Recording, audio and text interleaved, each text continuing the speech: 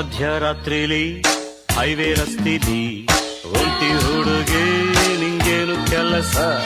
ಮಧ್ಯರಾತ್ರಿಲಿ ನಿಮ್ಮ ಊರಲ್ಲಿ ಮಾನಲಕ್ಷೆಗೆ ನಿಂತೇನೋ ಅರಸ. ಇಲ್ಲಿ ಬರಲು ಕಾರಣ ಇದೆಯಾ? ಕೇಸು ಕೇಳುವ ಸೌಜನ್ಯ ಇದೆಯಾ? ಶಿಸ್ತಿನಲ್ಲಿರು, ಇದು ನನ್ನ ಏರಿಯಾ. ನಿನ್ನ ಏರಿಯಾ ಪೋಲಿ ಮಲೇರಿಯಾ. ಸ್ತ್ರೀ ಕುಲಕ್ಕೆ ರಕ್ಷಣೆ ಇಲ್ಲದ ನಿನ್ನ ಏರಿಯಾ. ಈ ಡಬ್ಬಲ್ ತಾರೆಯ ತೆಗೆದಿಡು ಮಾರಾಯ.